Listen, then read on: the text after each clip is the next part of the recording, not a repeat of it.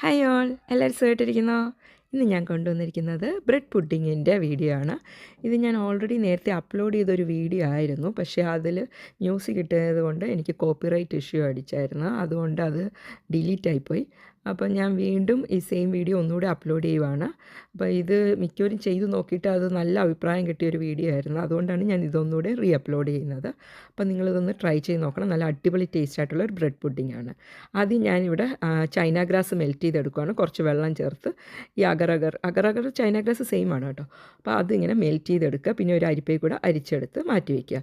നമ്മൾ പിന്നെ ബ്രെഡാണ് ആവശ്യം. ബ്രെഡ് ഒരു 4 സ്ലൈസ്, അത് സൈഡൊക്കെ കട്ട് ചെയ്ത്, പിന്നെ മുട്ട, പാല്. ഈ അഗർ കുറച്ച് ഒത്തിരി നേരമൊന്നും വെക്കരുത്, അത് പെട്ടെന്ന് കട്ടിയായിപ്പോൾ. അതുകൊണ്ട് പെട്ടെന്ന് നമ്മളിതെല്ലാം ചെയ്യണം. അപ്പോൾ ഒരു മിക്സിയുടെ ജാർ എടുത്തിട്ട് നമുക്ക് ബ്രെഡും പാലും മുട്ടയും ചേർത്ത്, പിന്നെ അതിന് ശേഷം നമുക്ക് പഞ്ചസാര ആദ്യം ഞാൻ ഒരു കുറച്ച് ആഡ് ചെയ്യുന്നുള്ളൂ. പിന്നെ നമുക്ക് വേണമെങ്കിൽ ആവശ്യത്തിന് പിന്നീട് ആഡ് ചെയ്താൽ മതി കേട്ടോ. പിന്നെ കുറച്ച് വാനില എസൻസും ചേർക്കുന്നുണ്ട്. പിന്നെ നമ്മുടെ ജാതിപത്രിയുടെ പൊടിയാണ് ചേർത്തിരിക്കുന്നത്. പിന്നെ നമ്മൾ നേരത്തെ അഗറില്ലേ, നമ്മൾ നേരത്തെ മെൽറ്റ് ചെയ്ത് വെച്ച അതും ചേർത്ത് മിക്സിയിൽ നല്ലപോലെ അടിച്ച് പേസ്റ്റ് ആക്കുക. അപ്പോൾ ഞാൻ ടേസ്റ്റ് ചെയ്ത് നോക്കിയപ്പോൾ കുറച്ച് പഞ്ചസാരയുടെ കുറവ് തോന്നി. അതുകൊണ്ട് ഞാൻ വീണ്ടും കുറച്ചും കൂടെ പഞ്ചസാര ചേർക്കുകയാണ്. പിന്നെ ഞാൻ ഇച്ചിരി കണ്ടൻസ് മിൽക്ക് ചേർക്കുന്നുണ്ട്. അതെന്ന് വെച്ചാൽ നല്ല ടേസ്റ്റ് കിട്ടും പുഡിങ്ങിന്. അതുകൊണ്ടാണ് കണ്ടൻസ് മിൽക്ക്.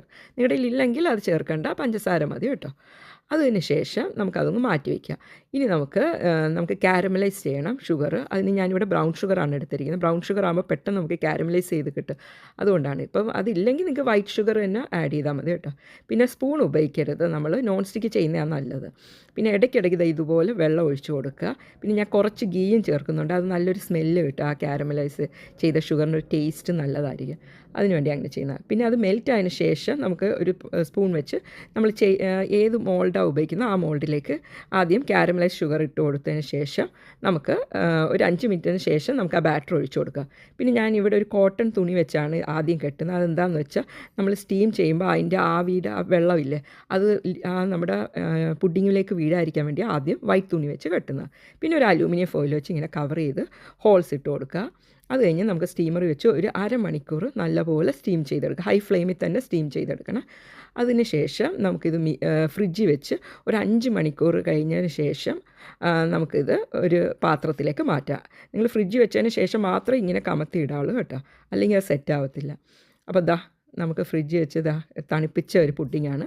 ഞാൻ ഇങ്ങനെ കമത്തിയിട്ട് ജസ്റ്റ് ഒന്ന് തട്ടി കൊടുത്താൽ മതി. ഇതുപോലെ നല്ല അടിപൊളി ഷേപ്പായിട്ട് നിങ്ങൾക്ക് ബ്രെഡ് പുഡിങ് കിട്ടും.